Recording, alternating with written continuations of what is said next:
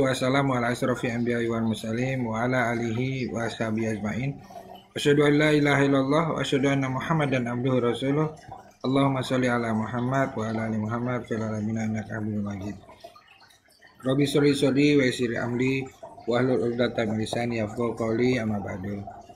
Alhamdulillah, puji syukur kepada Allah, malam hari ini kita bertemu kembali, berzumpa kembali dalam rangka halaqah pekanan Jumat malam yang diselenggarakan oleh Doba Duafa Hong Kong dan juga IMAH, Indonesian Muslim Association Hong Kong, dalam rangka thalabul ilmi, dalam rangka watawassaw bil haq watawassaw bis sabr, dalam rangka berbagi dan meningkatkan wawasan keislaman kita, untuk meningkatkan kualitas keimanan kita, menguatkan akidah kita.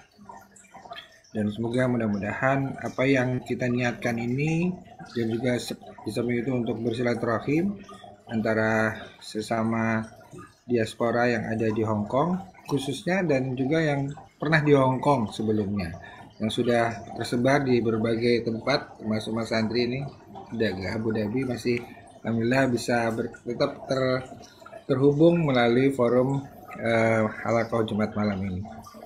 Alhamdulillah.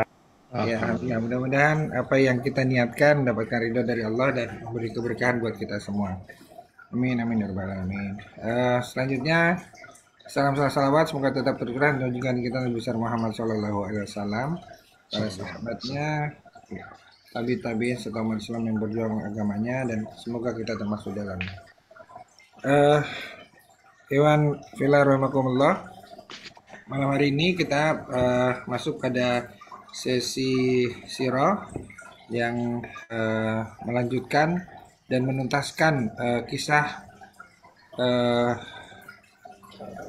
Nabi dan Rasul, dan malam hari ini kita masuk ke sirah Nabi kita Muhammad Shallallahu Alaihi Wasallam, dan akan disampaikan oleh Ustadz kita, Brother Didi Arif Wahyudi ya, yang insyaallah akan menyampaikan materinya. Dan sebelumnya marilah kita buka dulu dengan sama-sama membaca suratul Fatihah. Semoga bacaan surat Fatihah ini memberikan keberkahan buat kita semua. Al-hadina wa nabat soleh al-Fatihah. A'udzubillahi Bismillahirrahmanirrahim. Alhamdulillahirabbil alamin. Ar-Rahmanirrahim. Maliki yaumiddin. Iyyaka na'budu wa iyyaka nasta'in. Ihdinas siratal mustaqim.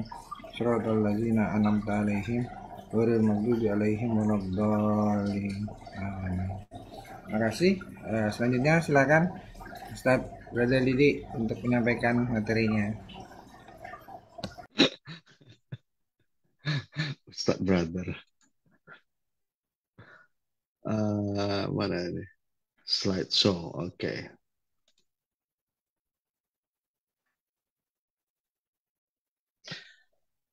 Bismillahirrahmanirrahim. Alhamdulillah, salatu wassalamu ala rasulullah wa alihi wa sahbihi ajmain. Alhamdulillah. Jadi ini seri ini adalah seri sirah. Dulu pernah kita angkat kurang lebih tahun lalu. Kita waktu itu Pak Adi minta gimana kalau kita buat sirah gitu. Jadi metode saya waktu itu daripada bercerita panjang lebar ini, tapi saya ambil kayak cuplikan-cuplikan, ringkasan-ringkasan kisah saja gitu. Kemudian saya mulai waktu itu Juni tahun 21, jadi udah Desember 20. Jadi ada beberapa kelas yang saya buat, ini ada 3 atau 4 kelas, jadi saya tambah 1 cuplikan, 2 cuplikan, jadi ada 2 atau 3 kisah yang setiap kali pertemuan, 2 atau 3 kisah, tergantung waktunya, kadang-kadang cuma setengah jam ya 3 kisah, jadi ada beberapa kisah. Intinya mungkin itu tadi, karena kan the core of this religion itu kan sebenarnya Rasulullah SAW. Jadi Rasulullah itu ajaran mengenai agama kita, jadi dia core-nya itu adalah Rasulullah. Ikatan kita sama Rasulullah itu bukan hanya spiritual, tapi juga harusnya emosional gitu. Karena ada ada beberapa hal kenapa dia pantas menjadi role model kita, menjadi suri teladan kita, karena yaitu tadi dia juga mengalami masa-masa sulit, dia juga mengalami cobaan, dia juga punya anak, punya istri, dia bagaimana dia berhubungan dengan keluarganya, dengan tetangganya, dengan ini dan semua. Makanya dia menjadi role model. Apa yang dia lakukan itu menjadi panutan buat kita. Dan cobaan-cobaan yang dia lalui itu insya Allah memang dibakukan atau dikisahkan lagi dalam hadis atau dalam sirah yang gunanya bermanfaat buat kita. Selama ini banyak mungkin yang kita mencari kisah atau belajar tentang kehidupan itu dari ilmu-ilmu yang lain, mungkin dari ilmu psikologi, dari kisah orang lain. Gitu. Kita kadang-kadang lupa mengacu kepada hidupnya Nabi Muhammad SAW ini, karena kenapa kisah Nabi Muhammad ini sendiri diabadikan bahkan dalam Al-Quran. Kalau kita mengacu kepada surat ke-66 surat Tahrim, misalnya kan ayat 1 ayat 2-nya, ya ayuhan nabiyyu lima tuharimu ma halallahu lak tabtaghi mardata aswajik wallahu ghafurur rahim. Jadi percakapan yang sifatnya pribadi antara Rasulullah dengan istrinya di rumah pun itu direkam semua Al-Quran, dikisahkan karena pentingnya masalah keluarga itu. Jadi hampir tidak ada rahasia buat Rasulullah SAW. Bahkan yang paling sensitif, yang paling sangat hubungan yang intimate dengan istri pun dikisahkan dalam Quran dan dalam hadis juga. Kenapa ini semua? Ya insya Allah menjadi pedoman buat kita, makanya dikisahkan. Nah, kita waktu itu sudah sempat mulai Pak Adi. Kita kalau nggak salah waktu itu sudah sampai 1, 2, 3 waktu itu. Nah, kita lanjutkan saja 4, 5, 6, 7 atau kita ulang lagi? Gimana bagusnya? Atau kita buat berseri? Diulang lagi. Nanti kalau pertemuan berikutnya kita lanjutin ya? Iya. Oke. Jadi kita ulang lagi. Baik. Jadi pertanyaan pertama adalah kenapa kita harus jatuh cinta sama Rasulullah SAW? Kenapa Pak Adi harus jatuh cinta kita sama Rasulullah? Kira-kira kenapa? Apa alasannya kira-kira? Karena Rasulullah adalah juru selamat kita. Juru selamat. Ini nggak direkam ini ya? Karena dengan berkat Rasulullah kita bisa selamat, bisa punya kesempatan untuk mendapatkan surga. Oh gitu. Kalau tanpa bimbingan Rasulullah, kita nggak akan bisa mendapatkan bimbingan yang benar. Bagaimana cara mencapai surga nanti? Lewat. Iya. Jadi kan kita juru selamat kita. Mantap. Iya. Gimana Pak Bambang, setuju Pak Bambang? Ada tambahan? Pak Bambang ini saya udah kangenin berapa lama. Juru selamat Yesus. Juru selamat. Juru selamat itu kan Yesus kan, bukan? Jadi mungkin dalam pengertian yang berbeda kali, dalam definisi yang berbeda. Iya. Jadi setuju ya Pak Bambang ya? Iya. Jadi dalam surat Taubah ayat 128, qad ja'akum rasulun, telah datang kepadamu seorang rasul min anfusikum, dari golonganmu sendiri, yang merasakan beratnya penderitaanmu dan menginginkan keselamatan bagimu. Oh, benar. Raufur rahim, dan dia itu sayang dan kasih terhadap orang-orang mukmin.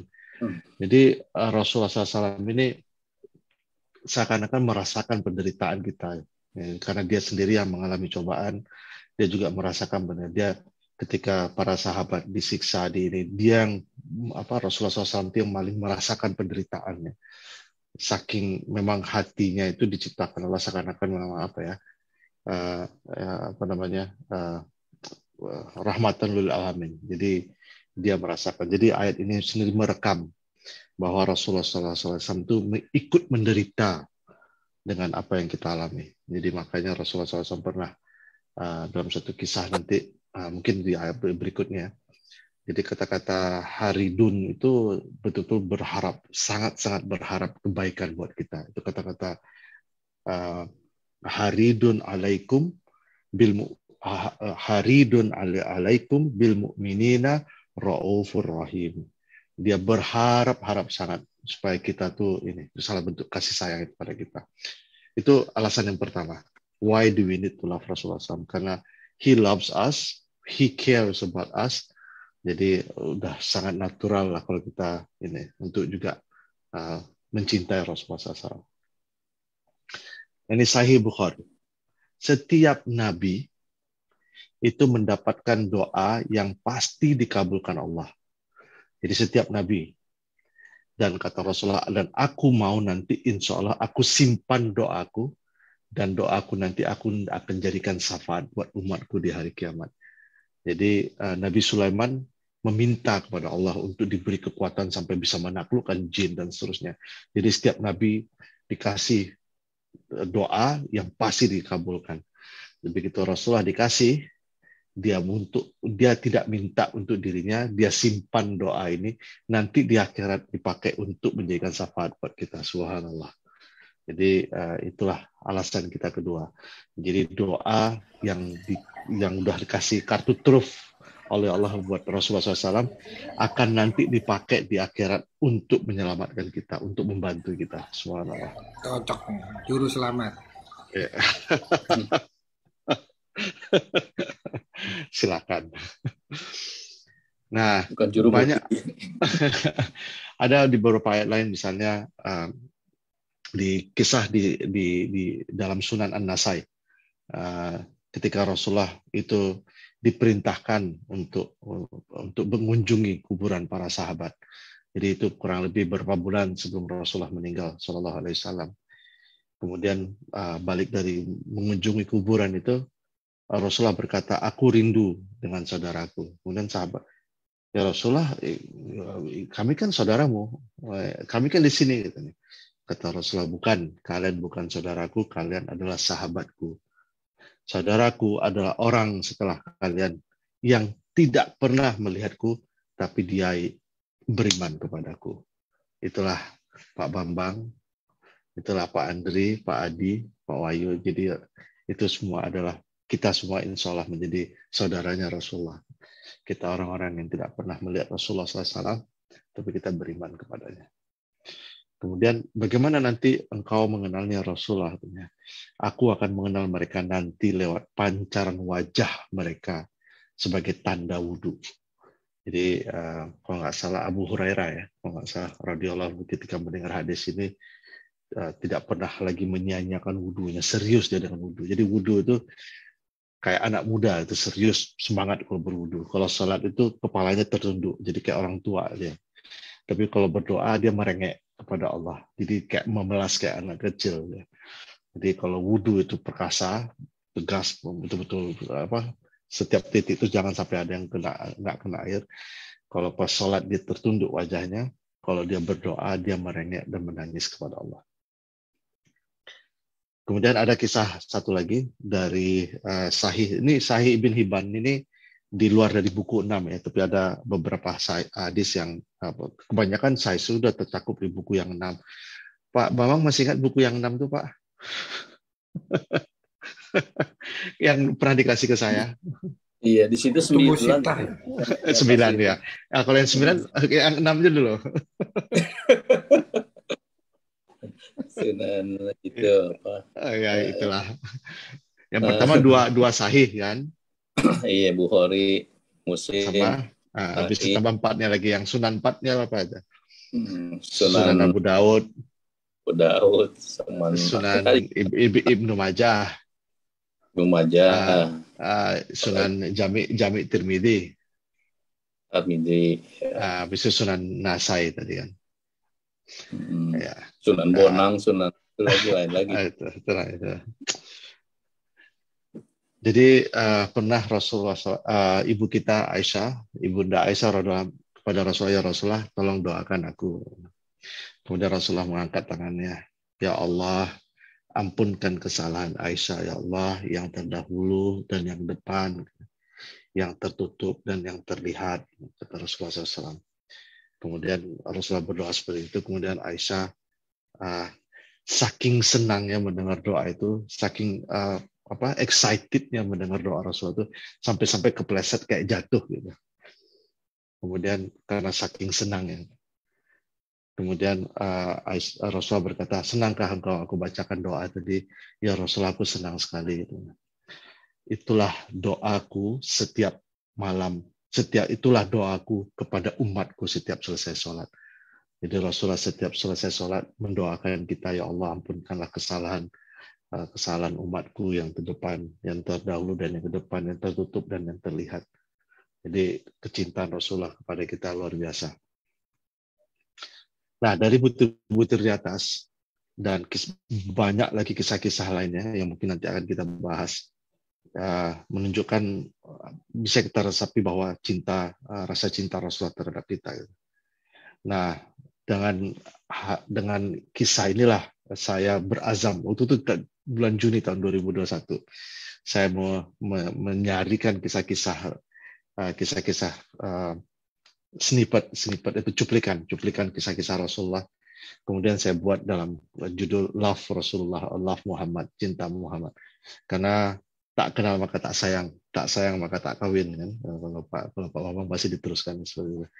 Tak kenal maka tak sayang. Jadi gimana kita mau bilang, wah aku umat Nabi Muhammad, aku cinta sama Nabi Muhammad. Nabi Muhammad ada berapa anaknya nggak tahu. Jadi kayaknya kok kurang tepat gitu menyatakan kita bisa jatuh cinta sama Rasul tapi tidak mengenal. Jadi mudah-mudahan seri ini berusaha memperkenalkan siapa Rasulullah SAW, yang manusia mulia yang pernah berjalan di muka bumi ini, manusia mulia yang pantas untuk menerima cinta kita. Dan kisah-kisah yang saya angkat itu insya Allah kisah-kisah yang sifatnya menyentuh emosi. Gitu. Jadi melihat membumikan Rasulullah SAW, jadi melihat Rasulullah dalam sisi kemanusiaannya. Ya, mudah-mudahan jadi rujukan kita sehari-hari bagaimana mencapai ketenangan dunia dan akhirat. Ya. Jadi itulah kisahnya. Nah, kenapa saya tertarik sama kisah Rasulullah SAW ini? Saya tahun berapa kejadiannya? Kalau nggak salah tahun 2012 sampai tahun 2013. Saya ada, mungkin saya pernah cerita, tapi nggak ada salah saya ceritain lagi. Saya dulu pernah lihat tokoh seorang mantan biarawati kemudian menjadi ahli sejarah bernama Karen Armstrong. Menulis buku tentang Rasulullah SAW. 2 kali dia nulis buku. The Prophet of Our Time. Salah satu buku dia. Dan ketika dia diinterview mengenai Nabi Muhammad SAW, itu cara dia menjawab itu seakan-akan dia seorang muslimah. Ketika ditanya bagaimana dia bercerita tentang khutbatul wada, dia bisa bercerita tentang gimana Rasulullah SAW di khutbah wada ngomong ke para sahabat, gitu. Dia bisa cerita gitu. Dan dia bekas biarawati dan dia seorang historian dan dia bukan muslim. Kok bisa ada orang tertegun dan terkesima dengan Nabi Muhammad sebagai tokoh sejarah gitu. Dan cara dia ngomong itu kayaknya dia udah beriman. Tapi memang sampai sekarang belum ada pernyataan bahwa dia sudah resmi masuk Islam atau apa, belum ada ya. Tapi kalimat-kalimat dia yang menunjukkan kepada Rasulullah SAW seakan-akan dia punya keyakinan dengan Nabi Muhammad SAW. Itu namanya Karen Armstrong. Dari melihat video dia waktu di interview itulah saya merasa tersentuh gitu, kok bisa orang lain mengenal nabiku lebih hebat daripada aku mengenal nabiku, padahal aku nanti berharap syafaat dari dia. Jadi sejak itulah saya mulai perjalanan ini, saya mengenal Rasulullah SAW. I love chicken. Dua-duanya I love chicken gitu. Tapi saya nggak tahu kenapa saya masukin ini. Jadi love itu bisa macam-macam. Bisa I love chicken karena dia memang suka pelihara ayam. Ada yang I love chicken karena memang suka makan chicken. So how do you love Rasulullah SAW? Ya. Kira-kira saya lemparin ke Pak Adi yang dari tadi ngunyah belum berhenti. How do you love Rasulullah? Pak Adi, how do you love Rasulullah? They follow him. Follow him. Oke. Follow him. Ada lagunya tuh. Follow him. Pak Bambang, how do you love salawat aja. Oke. Jadi salawat sama follow sunnahnya insya Allah. Jadi sebenarnya mudah-mudahan serial ini, saya nggak tahu apakah kita akan jalan terus, tapi saya ada 3 atau 4 kelas kalau nggak salah, yang saya udah jalan hampir setiap minggu 3 atau 4 kisah gitu. Jadi udah jalan sejak Juni sampai Desember, udah 1,5 tahun. Saya nggak tahu sampai ujung-ujungnya tuh nanti kisah meninggalnya Rasulullah SAW. Kalau yang meninggalnya Rasulullah tuh saya punya satu, kayaknya pernah kita bahas atau nggak tahu di sini, 1 jam itu khusus meninggalnya Rasulullah SAW. Jadi mengenal Rasulullah SAW lebih intim, meningkatkan moral dan kualitas diri, kemudian mengenal bagaimana sih caranya jatuh cinta kepada Rasulullah SAW. Jadi itulah alasan kenapa saya mengangkat serial ini. So, itu dia kisahnya. Baik, jadi malam ini 3 aja dulu ya, atau 2 aja dulu. Habis itu saya jadiin pertanyaan. Ini kisahnya sebenarnya awal. Nah, tahu kan nama ayahnya Rasulullah? Pak Bambang tahu nama ayahnya Rasulullah? Ayahnya Abdullah. Abdullah, nama ibunya? Aminah. Aminah, oke. Nggak tahu apakah tadi karena udah lihat ini kali ya. Lah, belum. Jadi pernikahan 2 tokoh ini sebenarnya cukup dinantikan karena Abdullah ini kan anaknya Abdul Muthalib. Abdul Muthalib ini kayak tokoh inilah, tokoh kerennya orang Quraisy. Ada kira-kira bisa tahu kenapa Abdul Muthalib ini salah satu tokoh yang keren, tokoh yang nama besar di Quraisy. Ada yang kira-kira ingat nggak? Apa yang dilakukan Abdul Muthalib ini? Penjaga Ka'bah bukan? Kurang Suku tepat. yang jaga Ka'bah bukan ya? Sukunya dia ya, tapi kan gantian juga tuh sukunya gitu. Tapi ada sesuatu kepala suku dia di Banu Hashim, dia memang petingginya, memang itu salah satu. Tapi ada yang paling menarik sekali yang membuat Abdul Muthalib ini jadi tokoh terkenal itu adalah ada beberapa hal, tapi yang pasti itu karena dia, kalau nggak salah ya, dia atau ayahnya atau dia kali ya, yang menemukan ini Zam-Zam. Jadi Zam-Zam itu udah terkubur lama gitu. Jadi pas dialah yang menemukan lagi itu Abdul Muthalib gitu. Jadi Abdullah ini disebut sebagai the most eligible bachelor, jadi anaknya Abdul Muthalib kan, yang termasuk yang paling kecil lah, yang ini. Kemudian ketika Rasulullah SAW, ketika Aminah hamil Rasulullah SAW, itu Abdullah itu sakit dan meninggal. Jadi Rasulullah SAW itu orang yang paling banyak ujiannya, termasuk menjadi anak yatim di tengah, di mana di suku itu di saat itu tidak punya ayah, itu hampir tidak punya apa-apa. Jadi memang akhirnya masih dalam janinnya Aminah sudah menjadi janda. Itu memang, dan kisahnya memang kehamilan Aminah itu ringan dan mudah, dan akhirnya Rasulullah SAW lahir. Semua orang melihat ada ini ya, karena memang Nabi ya, jadi punya ketampanan dan molek lah bayinya gitu. Jadi pernah sampai Aisyah radhiallahu juga, seandainya mereka melihat Nabi, seandainya mereka melihat, pasti akan terpesona gitu. Kemudian Jabir bin Abdullah pernah dalam sebuah hadis menyebut, aku terpesona dengan Rasulullah lebih daripada pesonaku terhadap bulan. Jadi di tengah bulan purnama itu, melihat bulan purnama, apalagi di suatu daerah yang tidak ada lampu itu, melihat bulan itu sesuatu yang gimana gitu. Bulan itu terang benderang. Kata Jabir, aku lebih terpesona melihat wajah Rasulullah daripada melihat bulan. Jadi itulah kelahiran Rasulullah SAW dari 2 tokoh atau lebih 1 tokoh, itu Abdullah Muthalib dan anak Abdullah bin Abdullah Muthalib. Ya.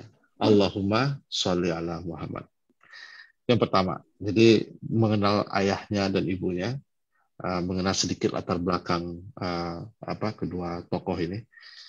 Kemudian tahu gajah semua tahu. Nah, ini saya kutip dari seorang penulis sejarah tahun 1854, dia nulis mengenai semua standar yang dengannya kebesaran manusia diukur. Kita mungkin bertanya, apakah ada orang yang lebih hebat daripada Nabi Muhammad SAW? Kalimat-kalimat gini saya sebenarnya sangat tertegun ya dengan orang-orang tokoh sejarah ini. Memang mereka melihat Rasulullah sebagai tokoh sejarah itu mereka betul-betul terpesona ya, sampai mengeluarkan kalimat-kalimat seperti ini. Jadi saya kadang-kadang berandai-andai, hampir setiap kisah saya kutip nih kata-kata ini. Jadi beberapa ahli sejarah yang non-Muslim, hampir setiap seri saya ada kata-kata seperti ini. Kenapa saya tertarik dengan ini? Salah satunya kalimat ini kayaknya bukan hanya kalimat kekaguman biasa, gitu. Seakan-akan ada iman di situ. Walau alam, kalau misalnya nanti di akhirat setelah kemudian Rasulullah diperintahkan oleh Nabi, Rasulullah diperintahkan Allah untuk ketika Allah akan memerintahkan para malaikat untuk mencari orang-orang yang di neraka yang masih ada sedikit imannya. Saya nggak tahu apakah orang-orang seperti ini ada imannya juga. Kayaknya mereka kalimat-kalimat mereka tuh kayak ini ya. Kalau semua standar manusia ini diukur dengan, tidak ada lagi yang lebih hebat daripada Nabi Muhammad. Kan bahasa ini kan kayak bahasa seorang Muslim. Tapi itulah, apakah dia pernah akhirnya bersadah, walau alam, malah mungkin tidak. Gitu. Tapi kayaknya kalimat ini kalimat iman, walau alam. Apa yang disebut dengan tahun gajah, waktu itu Ka'bah itu jadi pusat kunjungan. Jadi setiap orang di seluruh Jazirah Arab itu setiap tahun tuh pergi naik haji. Walaupun hajinya haji tipe syirik gitu. Tapi orang pergi. Dan ada raja dari Yaman itu nggak setuju deh, karena setiap orang pergi haji ke Mekah, Mekah itu jadi pusat ekonomi kan. Akhirnya dia buat rumah ibadah tandingan. Nah, kemudian ada beberapa orang Arab itu masuk ke rumah tandingan itu, rumah ibadah tandingan itu mereka rusak. Ada yang bilang dicemari dengan air seni atau apa gitu. Itu yang membuat Abraham marah. Jadi selama ini kita dengar Abraham menyerang Ka'bah kan, tapi nggak pernah tahu apa alasannya. Alasannya itu tadi, dia buat rumah ibadah tandingan, tapi rumah ibadah tandingannya dirusak orang dengan cara menggunakan air seni. Itulah dia akhirnya pergi ke Ka'bah dan membawa pasukan gajah itu.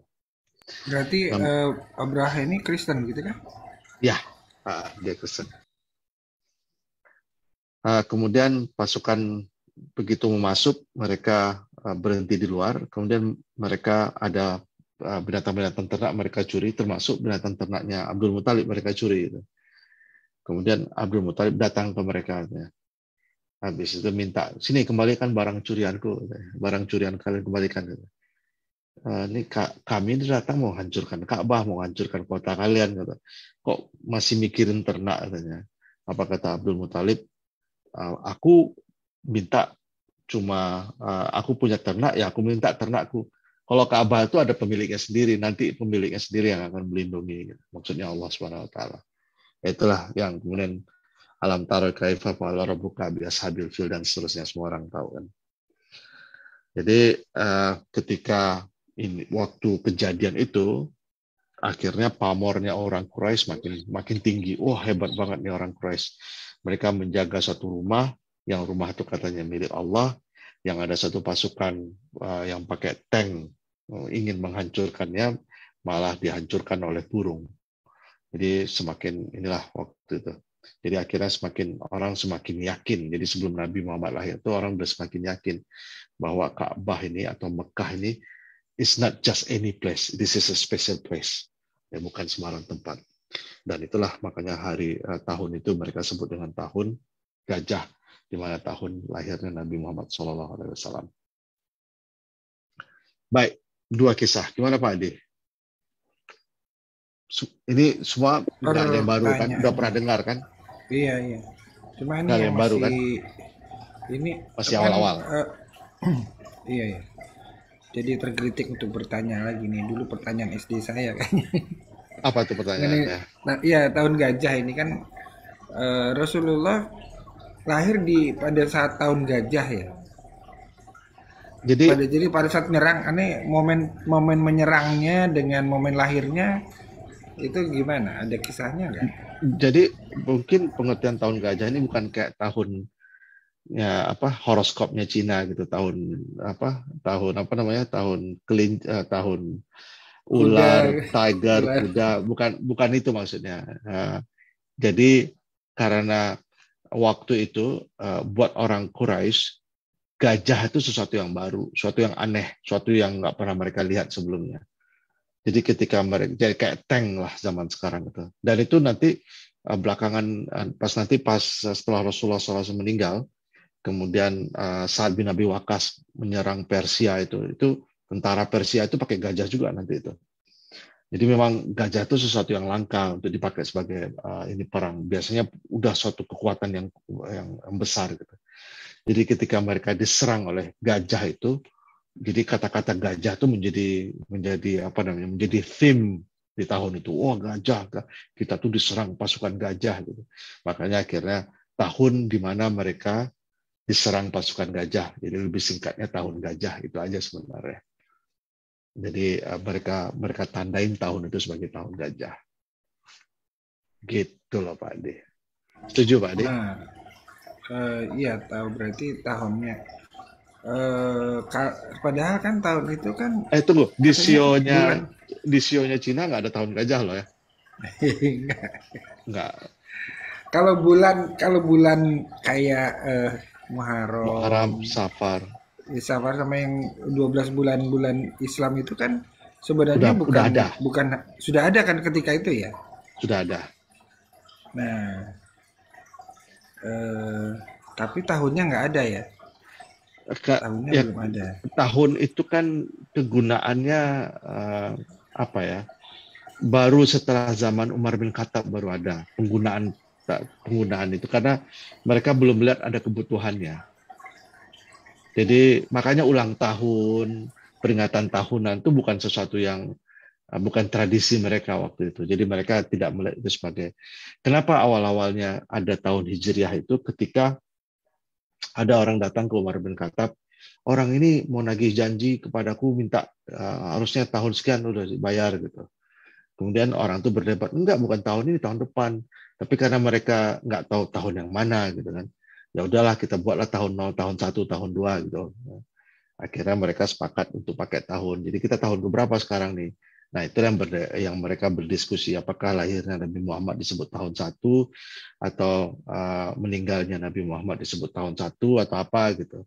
Akhirnya mereka berunding, ya udahlah perpindahan dari Mekah ke Madinah aja kita mulai tahun 1 gitu. Nah, akhirnya mereka sepakat tahun 1 itu dipakai adalah itulah maksudnya. Jadi enak akhir tahun 1, tahun 2, tahun 3, tahun 4. Nanti sekarang udah tahun 4, tolong utangnya dibayar tahun 6 kan enak gitu. Jadi awalnya untuk keperluan administratif awalnya. Gitu. Ya. Jadi Rasulullah SAW sendiri nggak tahu ada tahun 1, tahun 2 karena setelah Rasulullah meninggal baru ada tahun 1, tahun 2 dan seterusnya. Dan jadi hal yang penting nggak bulan lahirnya Nabi, tahun lahirnya Nabi? Kok jadi bukan sesuatu yang penting? Bukan ya karena mereka belum ada penanggalan, belum ada penanggalan tahun kan waktu itu. Jadi belum mereka mark karena merasa tidak penting waktu itu. Makanya tidak ada tahun. Kayak misalnya kalau kita masuk ke ranah diskusi mengenai kelahiran Nabi itu kan ada 12 pendapat ya. Ada yang bilang 3 Rabiul Awal, 6 Rabiul Awal, 12 Rabiul Awal, 20 Rabiul Awal, 21. Banyak variasinya. Karena penanggalan waktu itu bukan sesuatu yang mereka nggak melihat itu belum satu jadi kebutuhan waktu itu. Karena mungkin kan penanggalan itu kan dibutuhkan misalnya untuk yang administrasi, perjanjian, penerbangan misalnya Pak Bambang gitu kan. Tanggal berapa flight CX213 tanggal 8 April misalnya kan ada penanggalan makanya itu dibutuhkan untuk ini waktu ketika Rasulullah lahir itu masyarakat waktu itu tidak melihat ada perlunya itu baru setelah Umar bin Khattab setelah banyak transaksi kurang lebih seperti itu wallahu a'lam. Ya. Jadi bukan kalender, ya disebut kalender Islam. Ya mungkin makanya bisa saja waktu itu para sahabat bisa memakai lahirnya Nabi Muhammad sebagai bisa aja kan. Tapi kalau nggak salah itu pendapatnya Ali bin Abi Thalib untuk menggunakan hijrahnya Nabi sebagai tahun 1. gitu. Mas Wahyu kenapa pakai ini, pakai Silakan. masker walaupun di rumah sendiri? Masih di lab, Pak. Sampai Oh, masih mau di pulang. lab. Oh, kirain itu soalnya kamera tuh ada di lab juga ya, kamera di belakang itu. Itu di mana-mana, Pak. Oke, baik, siap. Oke, yang ketiga Silakan. terakhir. Ya. Ada yang mau komentar, ada yang mau nanya? Ya. Mas Sesa yang habis potong rambut. Iya. Lanjut dulu, Pak. Lihat aja Pak Didi. Iya, soalnya kelihatan lebih muda 5 tahun soalnya. Amin. Potong lagi Awal lebih banyak, bulan bisa biasanya potong, potong rambut ya. Iya. potong lagi besok lebih banyak, jadi kehilangan 10 tahun kan lumayan. Oke, keberkahan, kehadiran penuh berkah. Surat Al-Ahzab ayat 56. Sesungguhnya Allah dan malaikat, innallahu wa malaikatahu yushollu ala nabi, ya kan? Hai orang-orang yang beriman, bersalawatlah kamu untuk Nabi dan ucapkanlah salam penghormatan kepadanya.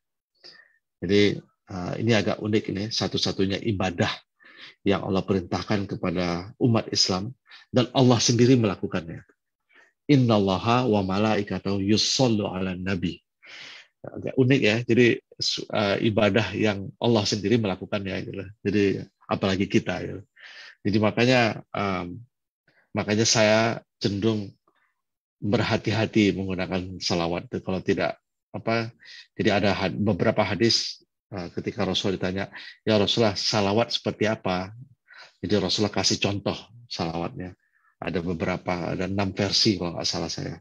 Dulu pernah kita bahas itu, ada 6 versi. Jadi ketika Rasul ditanya, ada 6 cara mengucapkan salawat. Gitu.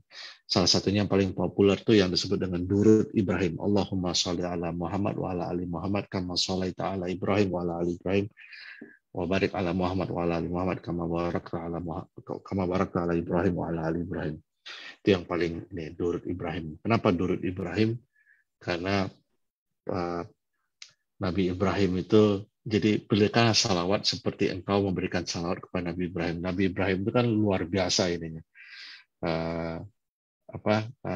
pengorbanannya.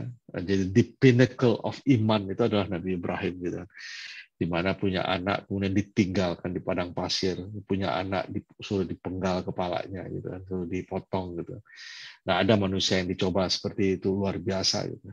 Dan ketika Hajar mencari-cari air dengan lari bolak-balik mencari air itu hanya untuk minum ya, untuk minum mencari air. Jadi perlakuan dia mencari-cari air itu adalah perlakuan manusia yang memang haus perlu makan.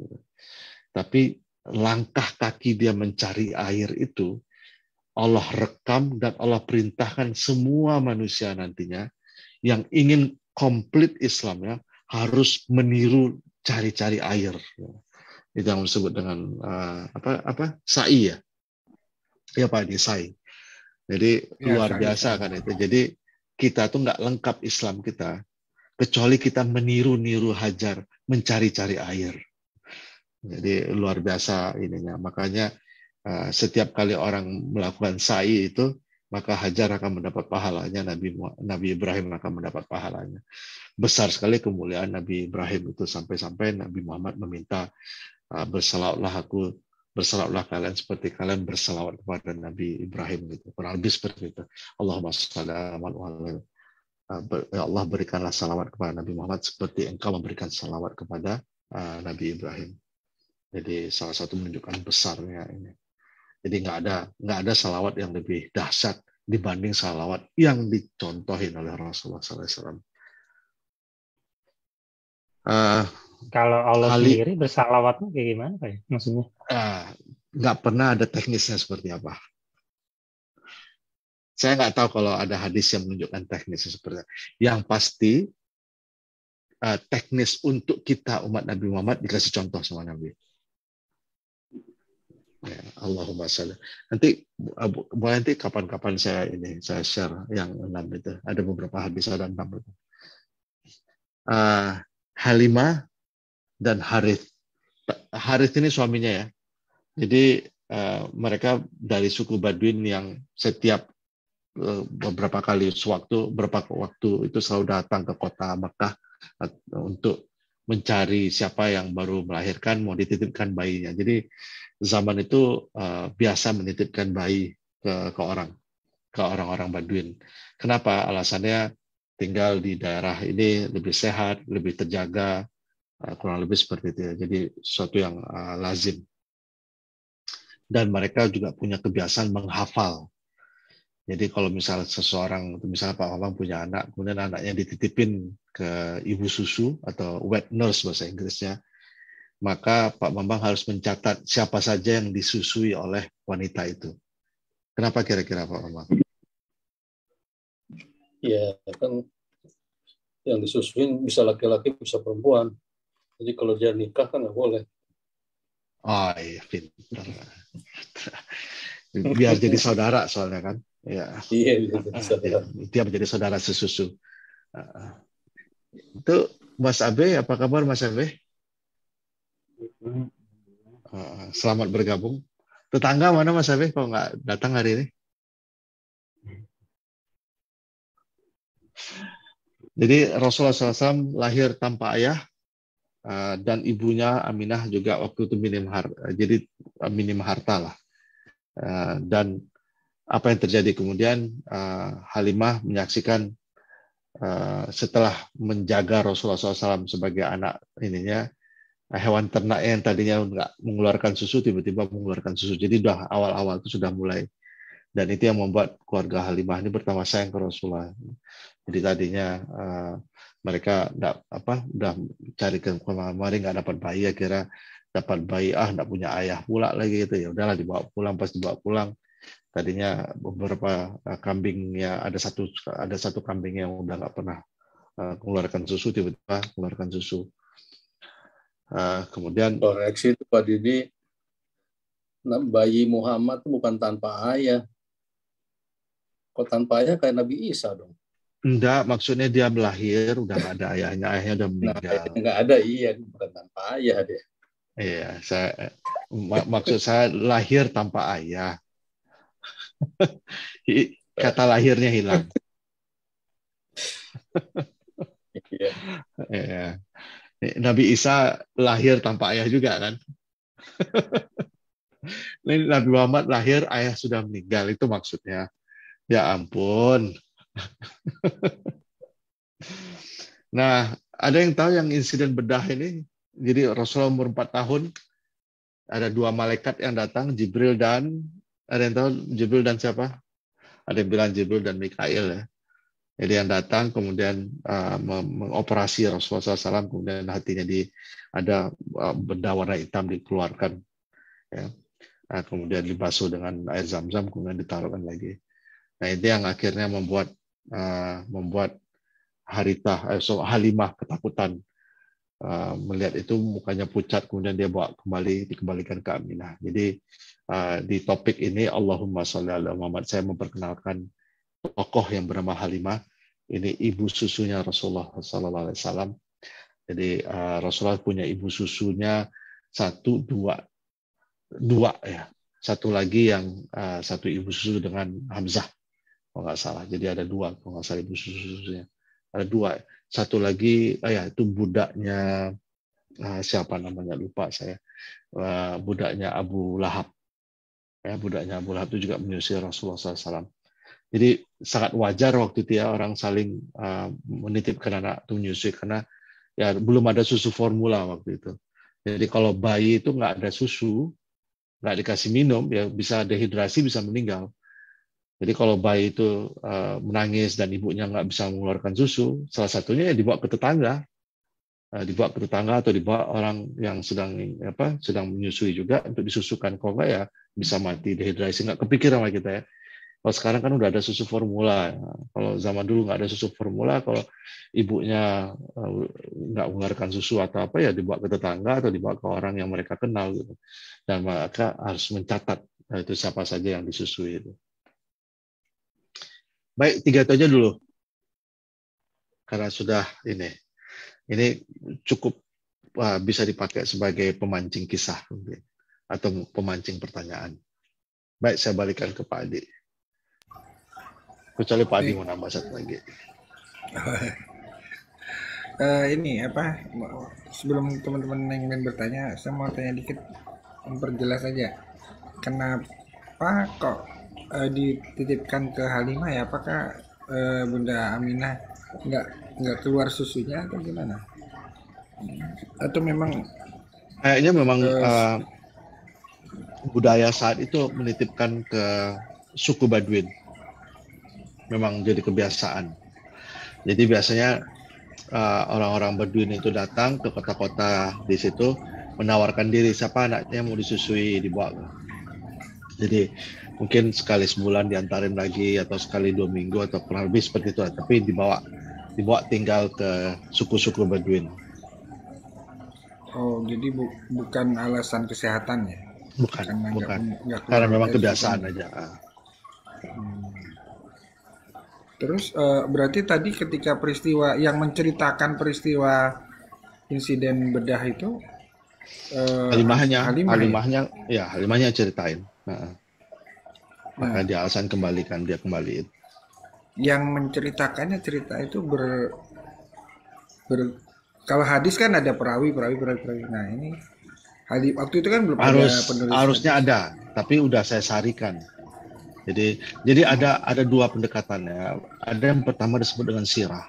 Sirah ini mungkin kalau di hadis, kalau dalam hadis itu kan dibagi kelompok-kelompoknya, mungkin ada sahih, ada tergantung ininya gitu. Kalau untuk sirah, karena sirah ini dia bisa agak lemah dikit gitu. Jadi tidak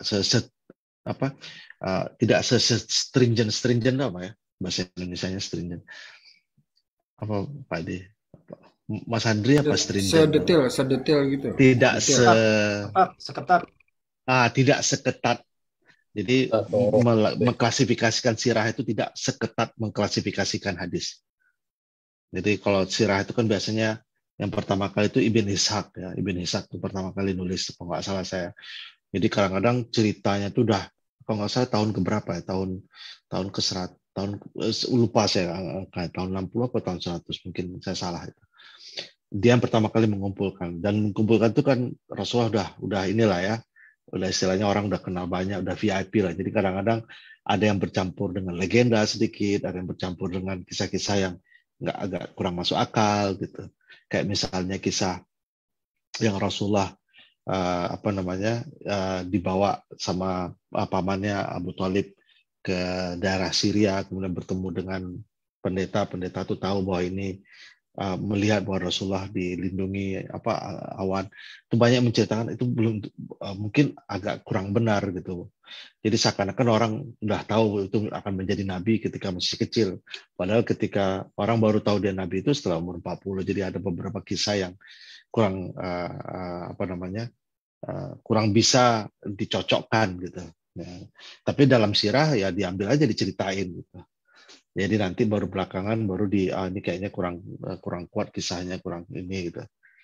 Nah, kemudian ada ya macam-macam. Yang pasti yang pertama kali itu Ibn Ishaq itu pertama kali menulis.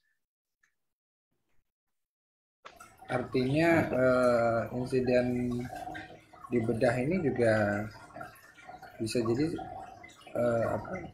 Nah, insiden akurasinya. bedah ini kalau nggak salah saya karena ini kan langsung Halim sendiri yang bercerita. Nah, saya lupa nama kakaknya itu, kakak susunya Rasulullah SAW, anaknya Halim yang perempuan. Dia nanti kan ketemu lagi dengan Rasulullah SAW. Jadi dia juga bisa merawikan hadis juga nanti dia. Mengkisahkan hadis juga. Jadi langsung dari nanti saya coba cross check nanti apakah ada hadisnya itu. Ataukah itu memang pure sirah tanpa ada hadisnya. Pun kalau sirah pun kadang-kadang ada chain-nya juga, ada nasabnya juga, tapi yang nggak seketat penilaian nasab dalam hadis. Kurang lebih begitu. Oke. Ini suara airnya tuh memang seru banget ya. Aduh, mengganggu banget ya. Mengganggu ya, Pak? Enggak. Karena saya pakai earphone aja, jadi suaranya ini banget.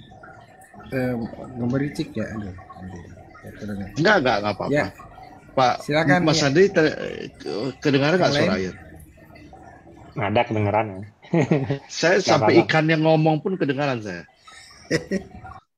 Wih, ada Google Translate-nya juga baru tahu saya. Ikannya lagi ngomong loh.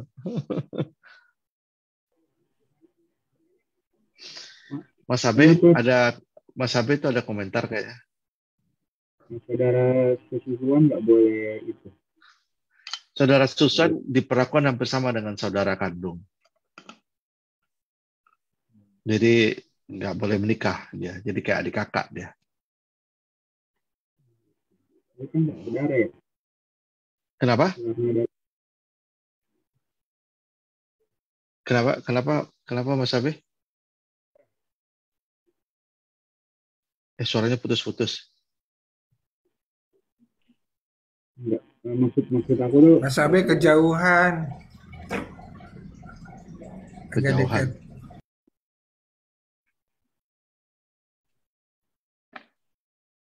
ya maksud aku karena sesusuan padahal kan nggak saudara gitu. Ya, tapi menurut aturan Allah nanti jadi ini. Dan waktu itu saat itu ya karena saudara susu kan. Kalau nggak salah ada ukurannya itu. Kalau nggak salah berapa kali menyusui dengan penuh. Jadi bukan hanya sekali, 2 kali. Tapi kalau nggak salah ada yang bilang menyusui 10 kali penuh gitu. Atau 5 kali pas 10 kali kurang. Lupa juga saya. Tapi setelah disusui itu ya dia jadi adik kakak jadinya gitu. Kalau saudara sesusu gitu. Walaupun tidak sedarah ya. Tapi mungkin esensinya bayi itu kan dia nggak makan yang lain kecuali susu kan. Jadi ya menjadi darah daging juga kali. Itu mungkin ini alasannya. Kalau misalnya sampai seberapa itu, maksudnya kalau misalnya nih kan zaman sekarang misalnya banyak yang udah pindah-pindah tempat gitu kan. Misalnya pada saat kecil emang saudara sesusuan, terus habis itu pindah apa tuh pindah tempat gitu. Kemudian kan enggak karena bukan saudara keluarga gitu. Terus pada saat akhirnya kenalan dan berpacaran atau berjodoh gimana? Ya kalau dia nggak tahu ya mau ngomong apa kalau dia nggak tahu. Tapi kalau kan bagusnya kan memang dicatat harus tahu. Kenapa Mas Abi kira-kira punya saudara susu? Boleh ditanya. Satu susu formula kali. Satu susu formula. Saya udah menduga kalimat-kalimat begini akan lahir dari Pak Bambang. Tapi kalau susu formula nggak saudara sesusu ya. Sama-sama nyusu dari sapi yang sama nggak tahu. Saudara susu ini ibu harus air susu manusia. Jadi mungkin boleh juga ditanya sama ibu dulu pernah nyusuin orang lain nggak? Jadi kalau pernah ya harus cari tahu itu orang. Karena itu udah jadi saudara sesusu itu. Pernah nanya nggak kira-kira? Ibu waktu saya masih kecil nyusuin orang lain nggak? Kayaknya kalau di Indonesia budaya menyusui selain anak tuh agak jarang. Malah nggak ada ya kayaknya ya. Iya. Bahkan menyusui ponakan ada nggak? Nggak pernah dengar sama sekali ya. Karena zaman kita sekarang ini orang udah pakai susu formula. Kalau nggak ada pun orang pakai susu formula. Iya. Alternatifnya banyak. Jadi kapan itu pernah ada kisah ya di klinik atau rumah sakit di mana yang ada bank susunya. Jadi para ibu-ibu yang nggak bisa menyusui itu mereka nanti akan lewat rumah sakit akan mengontak ibu-ibu lain atau siapa yang sedang menyusui yang mau menyusukan gitu. Saya pernah dengar kisahnya itu di rumah sakit mana di kota mana saya sendiri lupa, tapi ya itu nggak boleh sembarangan itu kan, menyusui itu harus diketahui ininya gitu. Harus dicatat ininya. Karena itu nanti dia bisa jadi saudara susu khawatir seperti yang Mas Abe itu nanti udah tua baru ketemu kemudian menikah gitu kan. ternyata saudara sesusu sama kayak saudara kandung. Balik ke Rasulullah. Ya, Kenapa kalau fotonya Rasulullah itu nggak menampakkan mukanya? kenapa tidak boleh ada fotonya ya? Suaranya Bang Abe jauh banget, Bang. Karena pakai handphone, Enggak, tapi tidak sensitif handphonenya. iPhone loh, iPhone. Yang saya tahu saya lupa dalil persisnya ya, memang menggunakan foto atau menggunakan ini tidak diperbolehkan dalam Islam. Salah satunya itu tadi dikhawatirkan mengkultus individu kan, dan dikhawatirkan memuja-muja.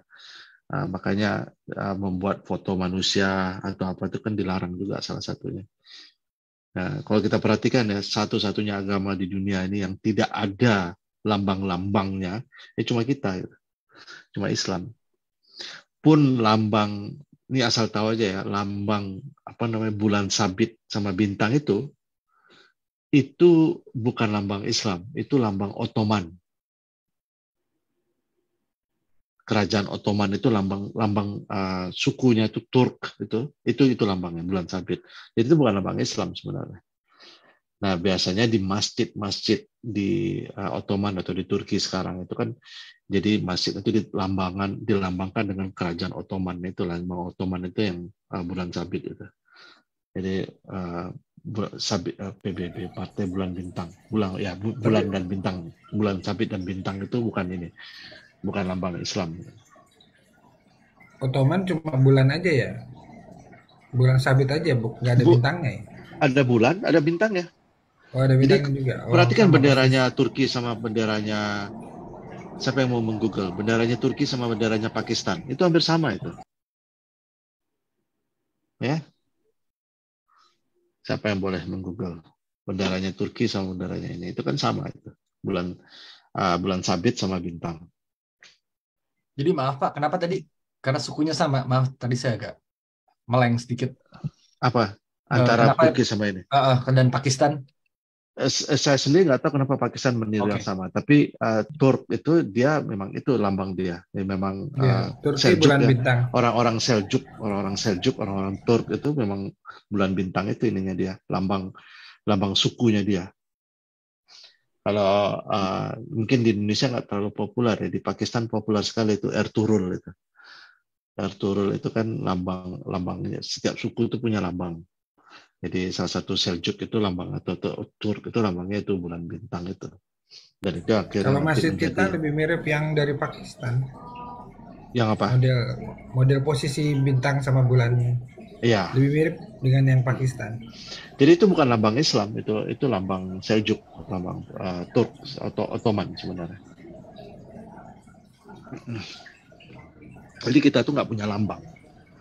Yang kalau bendera La ilaha illallah itu bukan lambang Islam juga ya? Yang dipakai Arab Saudi? Enggak, bukan. Bendera waktu perang Badar katanya yang dibawa itu sampai akhirnya.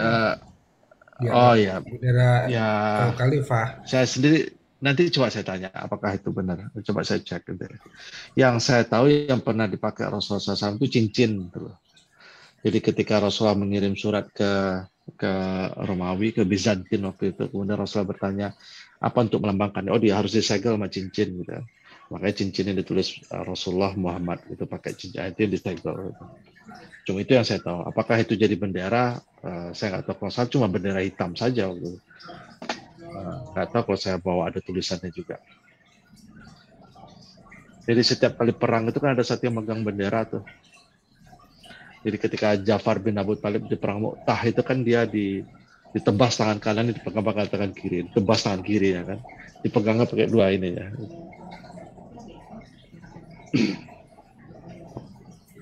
Ja'far bin Abu Thalib.